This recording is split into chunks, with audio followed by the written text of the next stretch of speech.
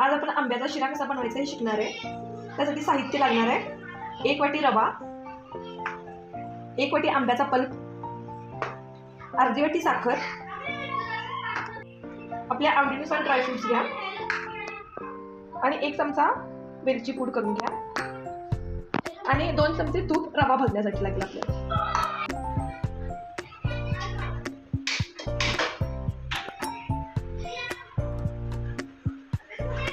रवा भाजून घेण्यासाठी आपण 2 चमचे तूप घालून घेऊया कढईमध्ये।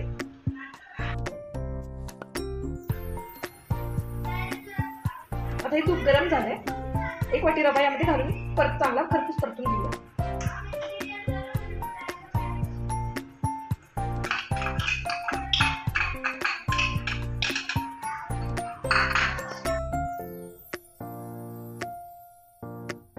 आपण आता रवा छान खरपूस भाजून घेतलेला आहे।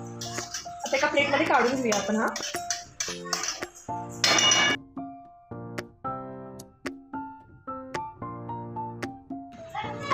साधारण 1 वाटी रव्याच्या वाटीसाठी 2 वाट्या पाणी घ्या। त्यात चवीनुसार मीठ पण टाका।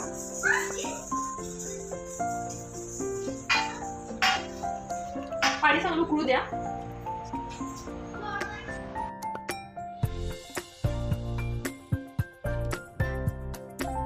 आता पाणी चांगलं उकळलं आहे, आपण यामध्ये रवा टाकून घेऊया। एक धार सोडून रवा टाकून घ्या, म्हणजे त्याच्या गुठळ्या होणार नाही।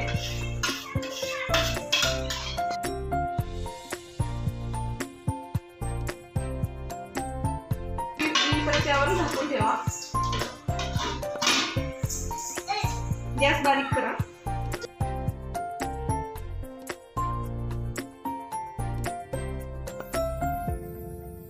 छान वाफले, हे प्रॉपर मिक्स करून घ्या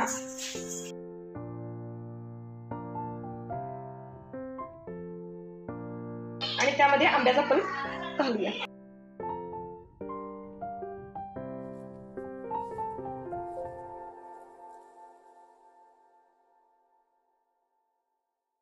हे सगळं बारीक गॅसवरच करा,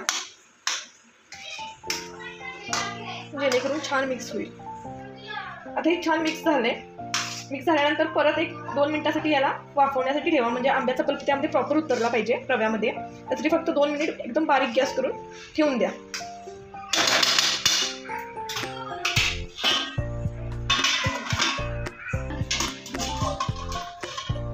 आता हे छान वाफवून झाले, एकदा मिक्स करून घ्या। किती छान वास यायला लागलाय। आता यामध्ये अर्धी वाटी साखर घालून घेऊया।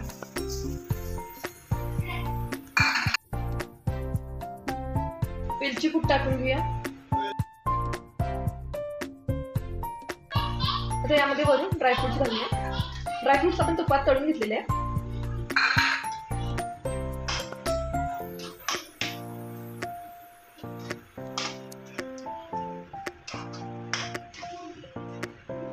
हे छान करून झालेलं आहे।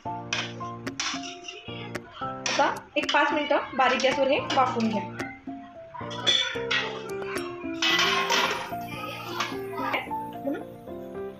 बंद करूया गॅस।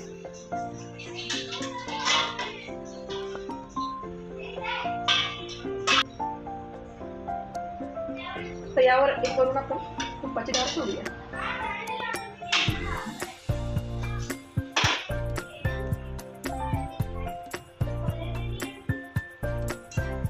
आपला आंब्याचा शिरा तयार आहे। आता काढून घेऊया आपण वाटी।